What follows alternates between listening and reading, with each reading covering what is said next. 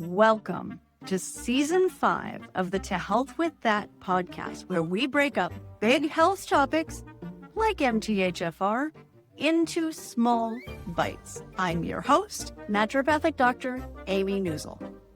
This season, the spotlight is on you and all of the people like you who are living their lives every day with MTHFR. We're focusing on your stories, and I can't wait to hear them. People with MTHFR, people who are going through this, really benefit from hearing about other people's journeys because it can be really lonely, and a lot of us are just sort of hanging out there with nobody to really talk to about it, right? Like a lot of times even doctors don't think it's a thing. They're not interested. So so we need people. We need people. I think this is a thing. Yeah. Because for sure, I think doctors have no idea. It wasn't part of medical school. And when they go online and they look things up, that what they get is sort of alternative. Right.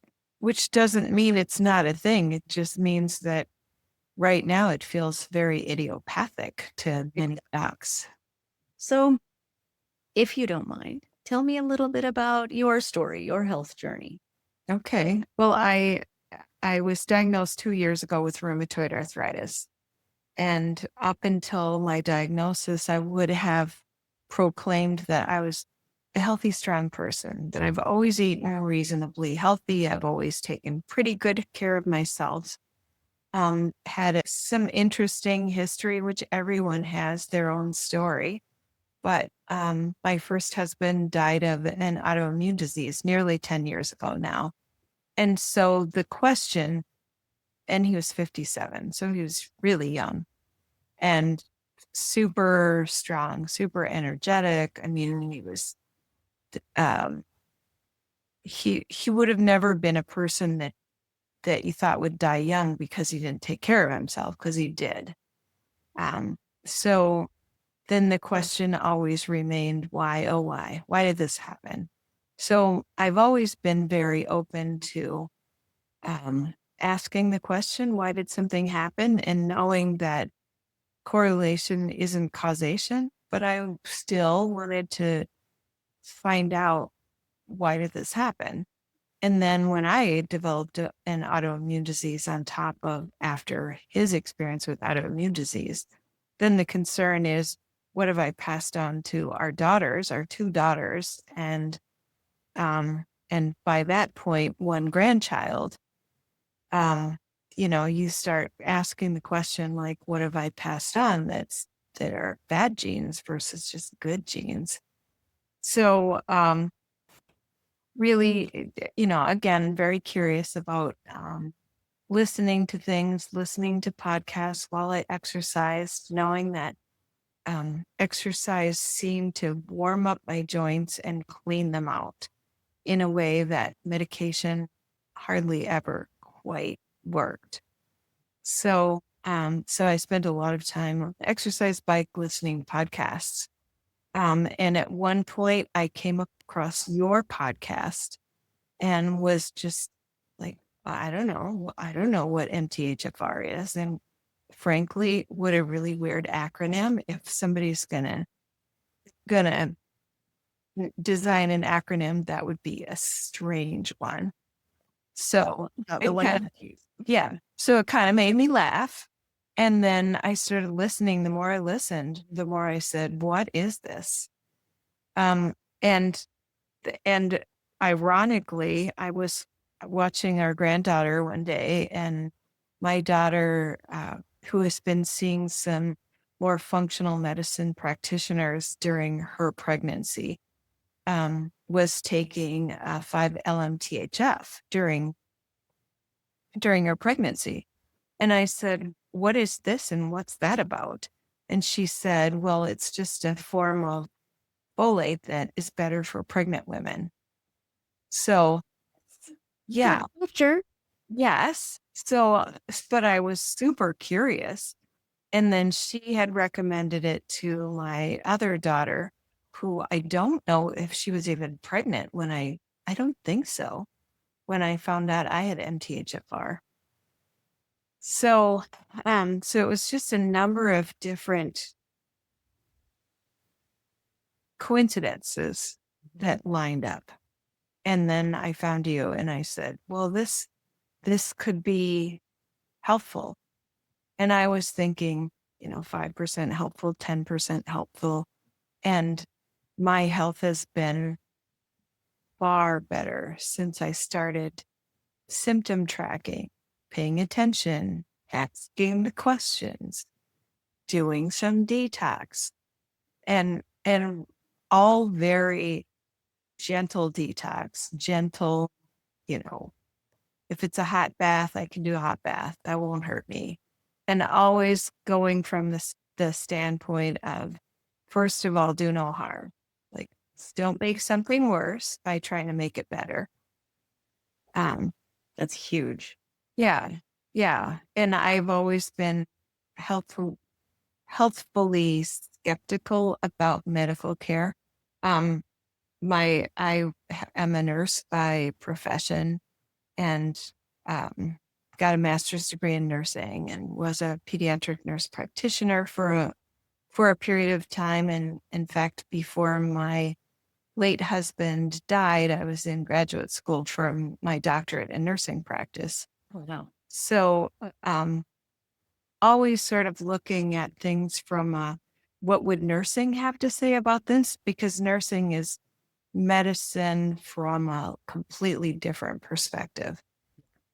And people will say, well, it's kind of like medical school. And I'll say, kind of like plumbing is like carpentry. They both work on a house. Yeah, but in different manners. Yeah. So anyway, putting all of that together and then going on my own MTHFR journey has been really interesting. It's remarkable. I'm always amazed at the way that people who have been in the healthcare industry, people who are healthcare practitioners, approach their own health, because it's actually, I find, significantly different from sort of average, right, or typical. Because there's this sense of openness to what we don't know. You know what I mean? Like, I think a lot of people expect answers to be definite. Like, one of my girlfriends is having this very strange, she thinks it's a parasitic infection. And what she wants is for, like, the TV show doctor to come in and be, give it an exotic name, and here's the treatment for this, and it all resolved. Right. But wouldn't that be great? Wouldn't it? Where's the magic wand that you wave? I know. Don't you have to wave a magic wand and say supercalifragilisticexpialidocious and voila, there it is. Exactly. named, claimed, and yeah, exactly. Here's the solution. Here's the drug you take, and there's a pill, and you have an IV, and you're done. Yeah. Yeah. But I think people who've worked in healthcare sort of have this sense of like, oh, wow, okay, so here's what we know. Yeah. And here's what we don't know. So we're moving through this. I love that. Yeah. Yeah. Well, I was talking to my mom about her blood pressure medication a few days ago. And she said, well, I don't understand why my doctor's prescription isn't working for me anymore. And I said, well, you've lost some weight. Right. And so it's too much right now. And even blood pressure medication needs to be titrated to a response. And it's way too easy for a medical care practitioner to say, well, you don't have to take your own blood pressure. You don't have to check that yourself. And how inappropriate is it to just say, take 20 milligrams of this or 100 milligrams of that, and don't vary from it, even if you get up and pass out. Just sneak it, because that's my rubber stamp. Right. Exactly. Well, and especially with an elderly liver, right? Like metabolism changes as we age. Not exactly the same. But I think that actually points to an underlying problem with our healthcare system in general, which is that we've taken the common sense out of it and we've taken a lot of the human out of it, right? Like it's this, here is the solution. I don't have time to follow up. I don't trust you to assess your own information, so you're just gonna come back in 6 months and the nurse will check everything and it'll be fine, right? And so we've kind of disconnected the sort of personal responsibility, I think, from medicine. And the people who aren't comfortable with handing over personal responsibility then end up being kind of vilified, right? Like they're the difficult patients, they're the bad patients, they're the patients nobody wants to deal with because they argue about stuff, they fight, The they question. non-compliant ones. This is the non-compliant one that didn't follow my medical directions. Exactly. Well, like, because they're orders. And then nurses will always say medical orders are really medical recommendations. Right. Right. Which comes down to the difference between plumbing and carpentry. Similar? Yeah. Yeah. Exactly. Exactly. Yeah. So I love too how you said that there were all these little coincidences that were kind of pointing you towards this one particular thing. I find so often in life that happens, right? Like there's this sort of magical thing that once something gets on your radar, there's all of these little bits of something, like it's amazing how truly coordinated the universe is, right? Like there's this mysterious kind of something that happens. Yeah. Pay attention to the nudges. There's a nudge. You need to know about this. You need to pay attention to this. You need to listen to it. So Exactly it. That's exactly it. And I've found so many times in my life, it's the nudges, right? It's not the thing I go looking for necessarily, or the thing I want to find, or the thing that, like I think is the most compelling. It's those little things that come in from the side that are, like this is the thing you need. This is the thing you need. Hey, there's a thing. It's right yeah. here. Right. Yeah. Hey, if you didn't notice it the first time, I'm still tapping on your shoulder. Exactly. Exactly. Still here, just in case. Yeah. So with your MTHFR, what do you think has been the thing that's been, either the most helpful or like the biggest aha moment for you? Um, well, I think that I assumed, of course, from the start, well, I'm just going to get rid of the folic acid and add in 5-LMTHF. And then everything will fall in line. Right. And that's been an interesting, it doesn't exactly work that way. You actually have to find the right dose and the best dose. And then that's going to change for you, whether you like that or not. Right. But you can't eat the same thing every day and expect that you're going to feel the same response every day. Some days you didn't get enough calories. Right. Eating the same thing, period. I mean, you just change from day to day based on who you interacted with, what your input was, what happens in your world, who did you see, who did you play with, who stressed you out, who calmed you down, all of those things. So all of those things are going to change what my optimal MTHF, LMTHF dose is. And then on top of it, all the other things that add to that bucket and backlog change every single day, every day.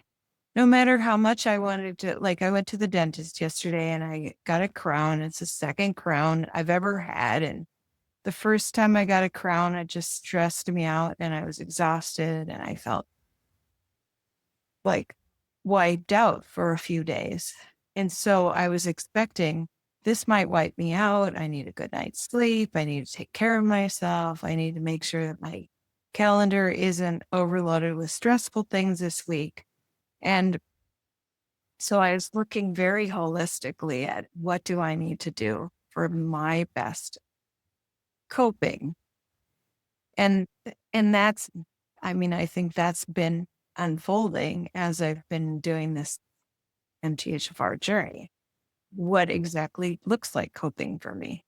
Yes. Yeah. I found that too. Like since starting on this journey, there's that mindfulness of like, okay, today I know these things are in my bucket. There might be other things in my bucket, but this is what I know about. So what do I do to mitigate this? Right. Like, and it's a more day-to-day awareness of your stressors and the things that are going to help and whatever. And it actually, once you kind of get the hang of it, it really does keep things way more even keel, right? There's not so much like crashes and valleys and peaks and whatever. Yeah. Yeah. The other thing that we chatted about briefly this morning was the whole highly sensitive person.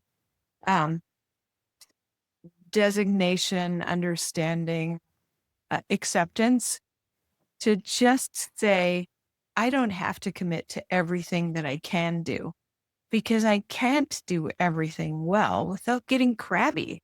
And so if that makes me crabby, then I have to, dang it, I have to accept that there's less than that I can do if I want to do it well and feel good about it. That's exactly it. And, within an MTHFR community, there are so many people who are highly sensitive.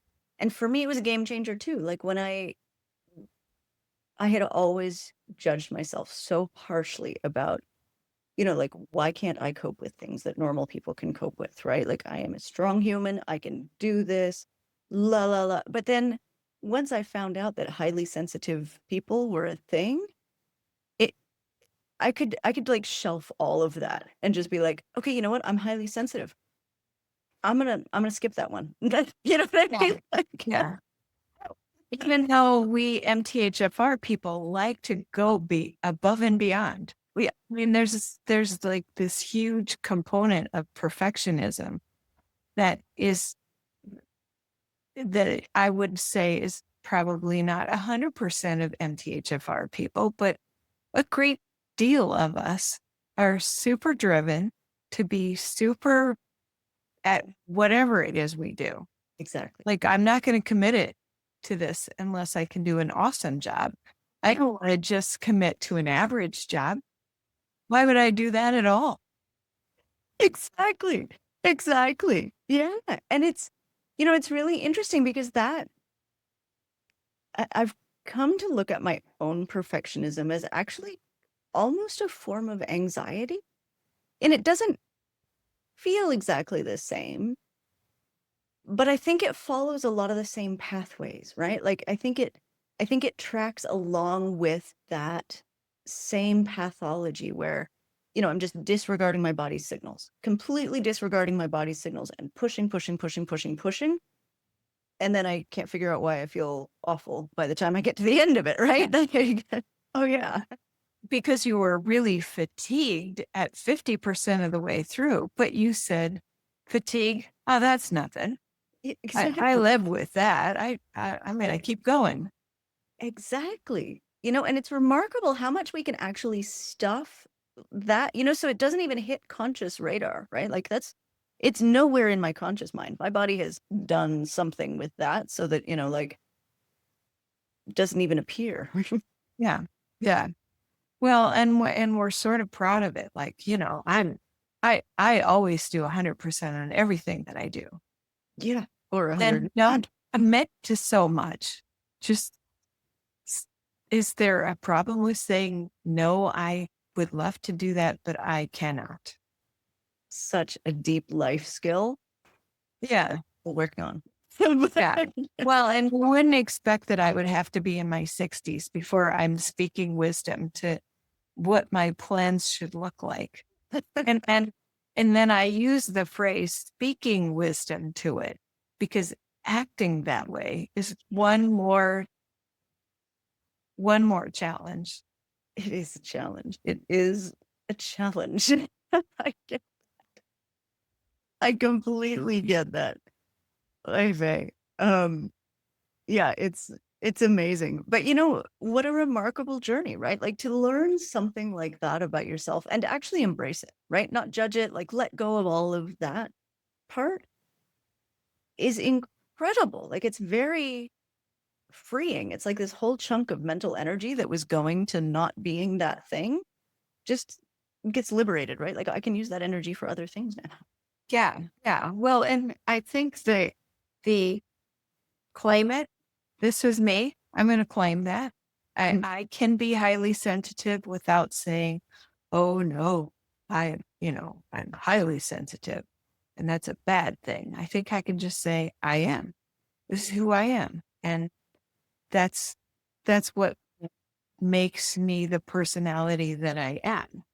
Yeah. And I mean, I can be a highly empathetic nurse because I'm a highly sensitive person.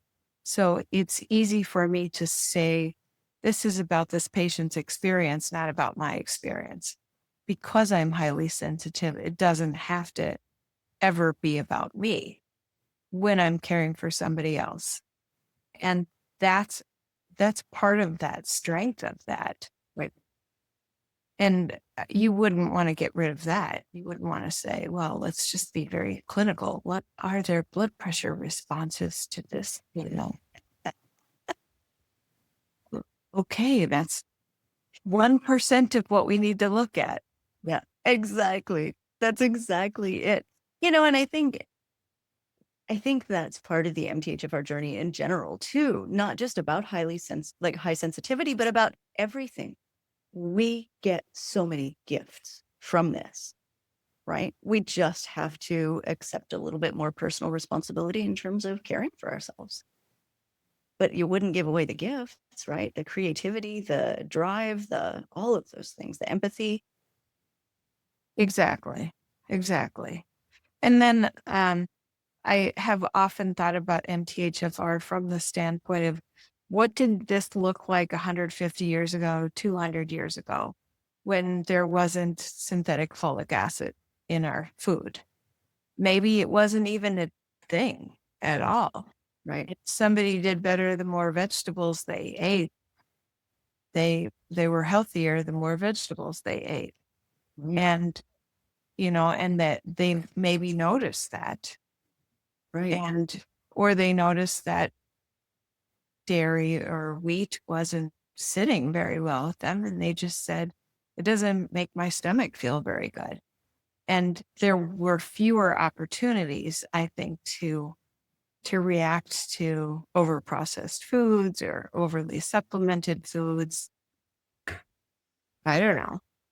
It's just interesting to think of where did this come from historically and what did it mean, 150 years ago? I play a game with myself all the time when I'm, reading historical fiction or watching a show about somebody or whatever, like try and pick out the ones who had MTHFR. Oh, okay. It's super fun. It's super fun. I play this in real life too. I just don't say anything about it. But actually, once you start to get the pattern, like there's these, there's the sort of the creative bright sparks, right? And then the drivers, and there's these two groups that are just remarkable to see. But I have so many theories about who had and did not have MTHFR. Like I have this whole list in my head. Yeah. Who knows if I'm correct, but there's some hallmarks, and especially working with so many people with this mutation, like you start to see these things that are, like so common between us, right? Like there's the social pushers, right? The people who are so motivated for a cause and they're giving their life to that cause and they're doing everything and, sacrificing everything and they're living it and they're feeling it. Like that is an MTHFR thing. There's the And an overmethylator, which is not me. Well, no, but you're the like pusher, you're the doer, you're the perfectionist, right? Like Yeah. you're one who is just like, no, I am doing all of this and I'm doing it the best that anybody's doing it. Yeah. And if we say I'll do it, then you bet I'll do it. Right. All Exactly. the I's dotted and the T's crossed. And I'll do the parts that are boring to me and the parts that are interesting to me because I'll Yeah. be I'll be in it. Exactly. Exactly. It's amazing, right? Like there's patterns and they're fascinating. But yeah, it's a fun game to play, especially if you're watching something that's like not 100% engaging on its own. That game makes it, totally worth it. Oh, that's going to be great for like if I were still doing those lengthy work seminars where you're just like Perfect opportunity. love to play a game with us. Yeah. Perfect opportunity. Yeah. Yeah.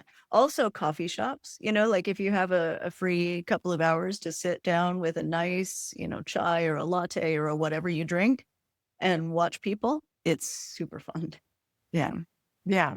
Before COVID, coffee shops were like my one place to hang out. And I'd say, you overhear conversations, you just witness people at all different levels of being so human.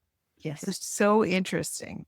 Yes. That's one of my favorite things. Like I just love people's stories. You know what I mean? Like people have so many interesting, remarkable experiences and remarkable feelings about them and reactions to them. Like it's just that's great times. That is good times. I miss that. I miss that a lot. So one thing I do want to remember to ask you is that, with the rheumatoid arthritis, you've got the additional challenge of taking an antifolate, right? Right. So tell me a little bit about that. Um, I, interestingly enough, I think that when I first started taking methotrexate, I would feel a dramatic loss of energy for about 3 days after taking the methotrexate. And it just was like you're riding this roller coaster and boom. Yeah. And I would think, well, because it's an anti-metabolite, it's going to slow down my metabolism and that's a normal response. And fortunately, I was never a person that ended up with vomiting after taking methotrexate, which is rather common. Mhm. Um, and I always kept it down and I always said, well, I seem to tolerate it just fine. But until I started taking an adequate amount of 5-LMTHF with it, because of course my doctor prescribed folic acid to take along with it. And I was taking that every day for, the first a milligram of folic acid extra on top of my vitamins, extra on top of supplements, extra on top of everything. Which is sort of amazing that I wasn't like completely full of unmetabolized folic acid, which I probably was. Legitimately, I probably was.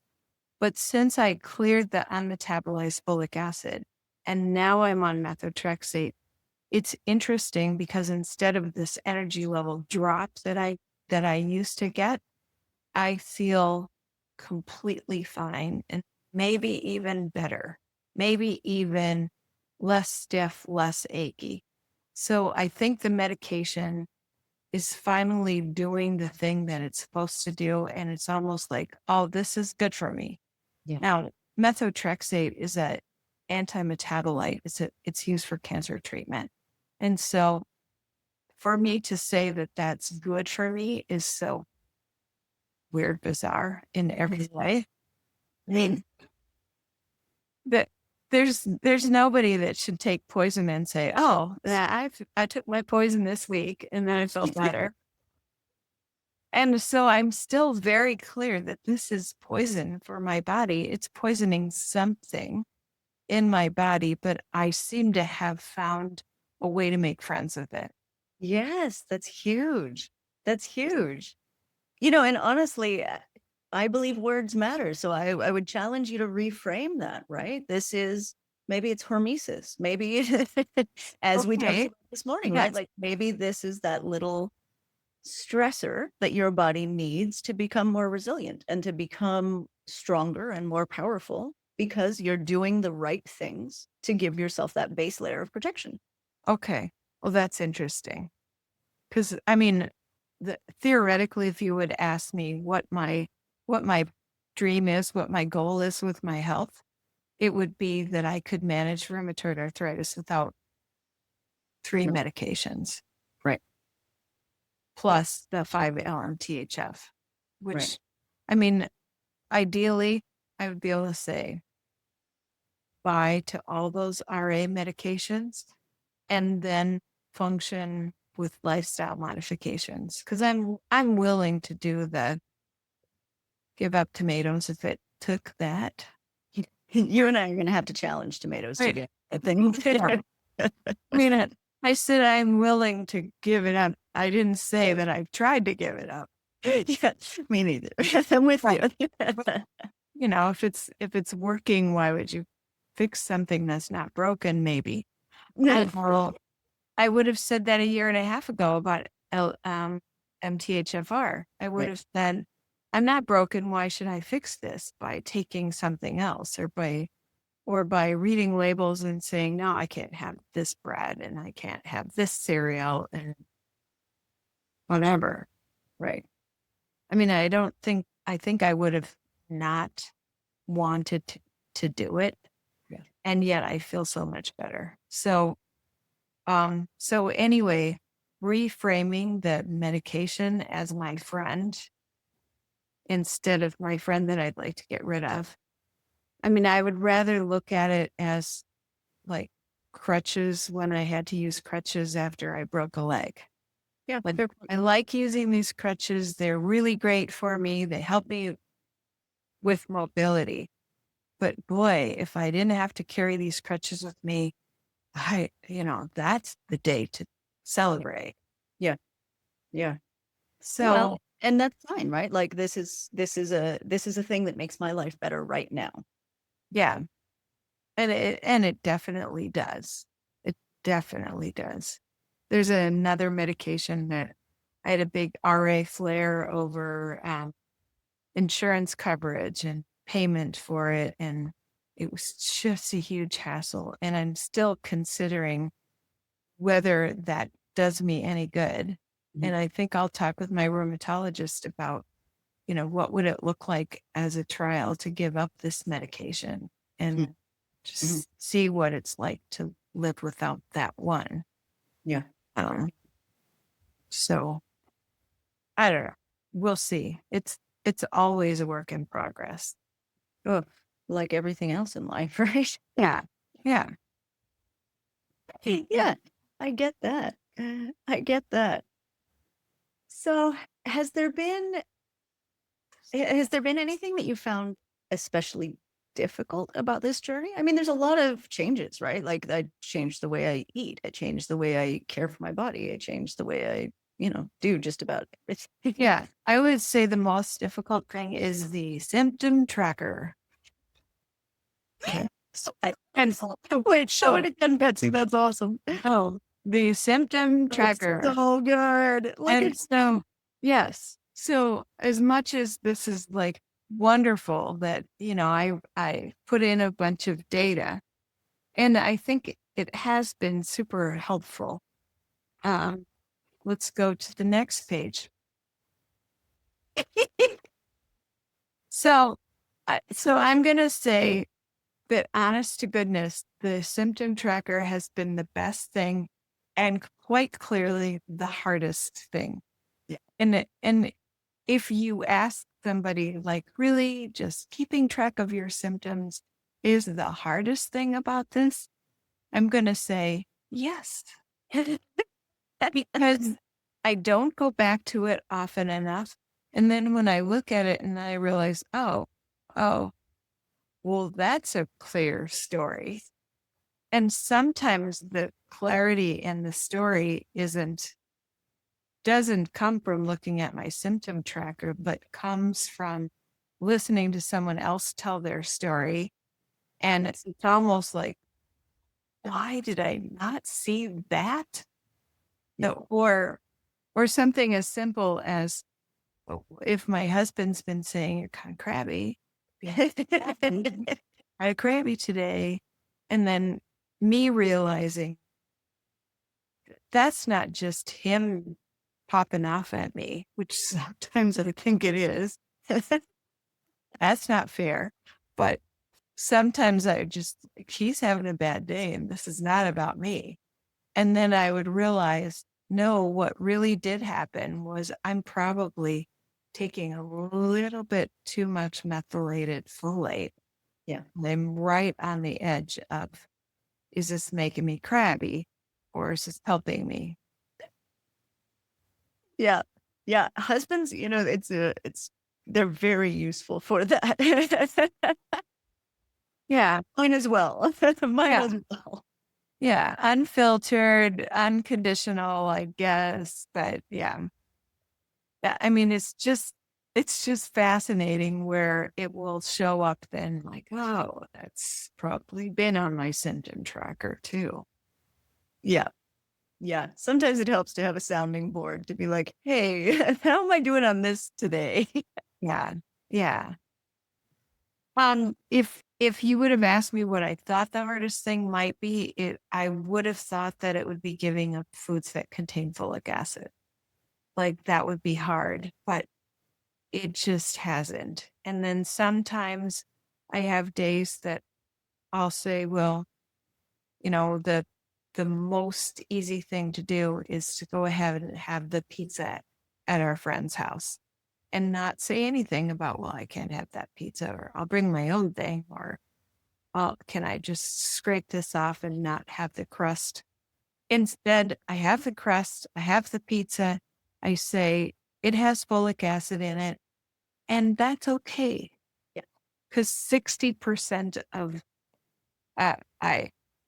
I'm assuming that I have somewhere between 40 and 60% ability to metabolize synthetic folic acid.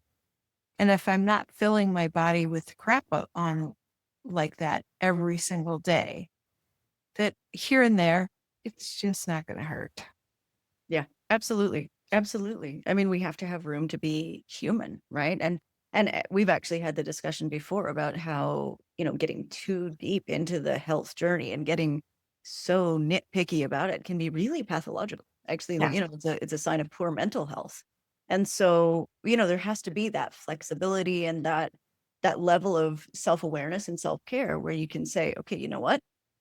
This is going to be okay. I might feel a little bit of fallout, and that's life. It's okay.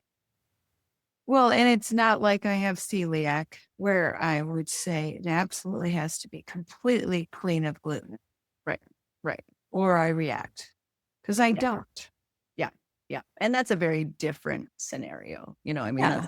That's a much more extreme version of what most of us are facing. So, Yeah.